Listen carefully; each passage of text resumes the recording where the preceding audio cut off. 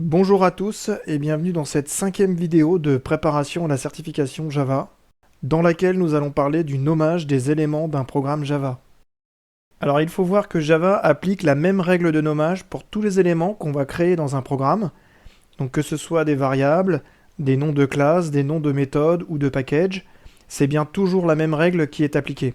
Plutôt que de vous donner la règle tout de suite, on va partir sur des petits exercices pour voir si vous la connaissez déjà. Dans le monde réel, on va toujours bien nommer ces variables, ou en tout cas on va toujours s'efforcer de bien les nommer, donc on ne devrait pas se retrouver avec des noms comme ça.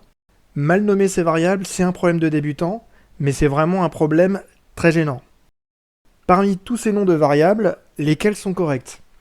Je vous laisse 30 secondes pour noter les bonnes réponses sur un papier ou dans un fichier.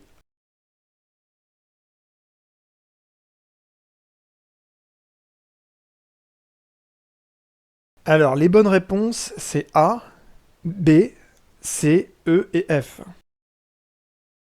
La réponse A est bien bonne, elle peut contenir un underscore, c'est autorisé. La réponse B peut se terminer par $. La réponse C, elle aussi, ne contient que des caractères autorisés, le E étant considéré comme une lettre. Les réponses E et F sont également correctes. On pourrait se poser des questions vis-à-vis de la réponse E, car true, c'est une constante statique de la classe booléenne, ce qui pourrait nous donner des conflits, mais ça dépendra du programme. La règle de nommage pour les éléments de nos programmes, elle est extrêmement simple. Un nom, ça peut contenir des lettres et des chiffres, les symboles underscore et $, mais ça ne peut pas commencer par un chiffre. Donc déjà, si un nom ne peut contenir que des lettres, des chiffres et les symboles underscore et $, je peux écarter les réponses H, J et K qui contiennent respectivement un dièse, un point et un tiret. Si de plus, les noms ne peuvent pas commencer par un chiffre, je peux écarter la réponse D. Bien entendu, mes variables ne peuvent pas utiliser des mots-clés du langage, comme if, class, etc. C'est pourquoi la réponse G est incorrecte. StrictFP est bien un mot-clé du langage, nous en parlerons un peu plus tard. Parce qu'effectivement, on ne peut pas utiliser les mots-clés, ce qui fait que pour la certification, il faut connaître tous les mots-clés Java. Alors heureusement, il n'y en a pas tant que ça, mais il y a des pièges. Non, Java a des mots-clés qu'on n'utilise que très rarement. Les mots-clés un peu exotiques, les voici.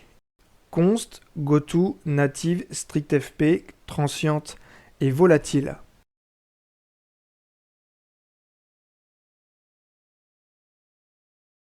Const et goto sont des mots-clés réservés, ils ne sont pas utilisés. StrictFP, ça impacte les calculs sur les nombres à virgule flottante, mais à partir de Java 17, ça n'a plus d'effet. Ça a été utile un temps, parce qu'il se trouve que dans des versions antérieures de Java, si j'additionnais 10 fois 0,1, pour obtenir 1, il fallait que j'utilise le mot-clé StrictFP sur ma méthode ou ma classe. Transient, c'est utilisé dans un contexte de sérialisation et ça permet d'ignorer un champ. Enfin, volatile, ça s'utilise dans un contexte de multithreading et ça permet d'assurer la cohérence d'une variable qui est partagée. Merci à tous et à bientôt dans la vidéo numéro 6.